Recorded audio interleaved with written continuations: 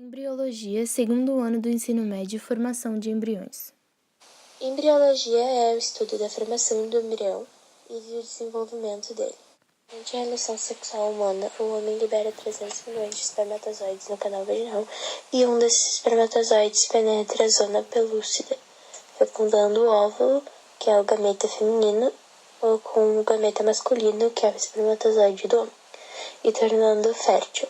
Esse gameta feminino mais o gameta masculino se tornam uma célula única, e essa célula pode ser chamada de ovo ou zigoto. São 10 pronúcleos que se juntam e formam um zigoto, que contém todo o DNA de uma pessoa. O zigoto sofre mitose e cria várias células, e essas células todas possuem o DNA da pessoa completa, só que tem apenas algumas partes de genes ativas. Essas células em conjunto formam a mórula.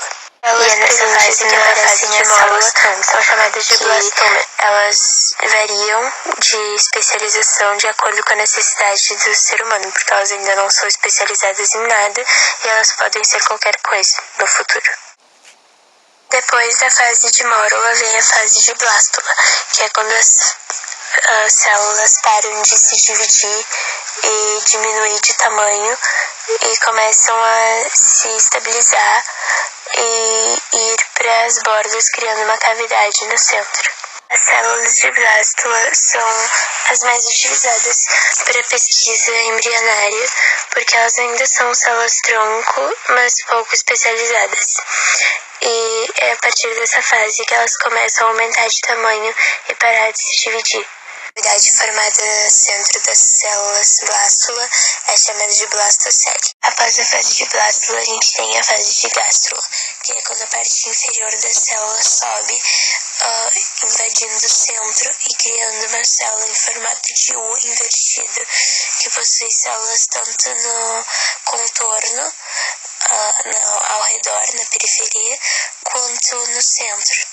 Externo, que é o contorno que foi formado ainda na blástula, se chama ectoderme. A parte inferior da célula que tinha se deslocado para o interior agora se chama endoderme. A ectoderme é responsável pelo sistema nervoso e a endoderme pelos órgãos vitais e reprodutores do nosso corpo. Arquíntero é uma cavidade interna que nós vamos chamar de intestino primitivo. E o blastóporo é a entrada da gástrula, onde forma a boca e o ânus do indivíduo.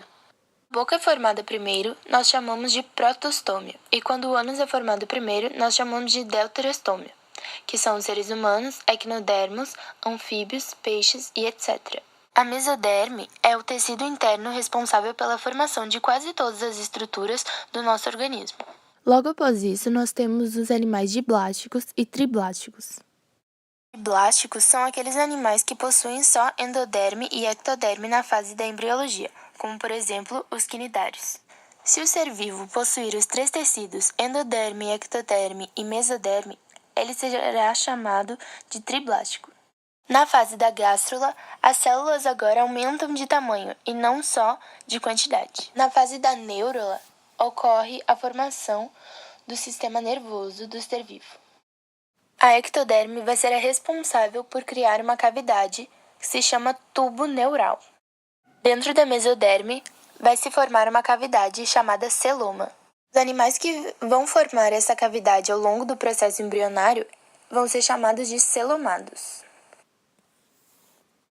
Os problemas na neurulação são normalmente causados pelo não desenvolvimento ou desenvolvimento parcial do sistema nervoso, que pode originar algumas doenças. São elas anencefalia, encefalocele e mielomeningocele, que são normalmente causadas pela falta de ácido fólico na mulher. Esse foi um trabalho da Ana Benck e da Julia Milani. Muito obrigada.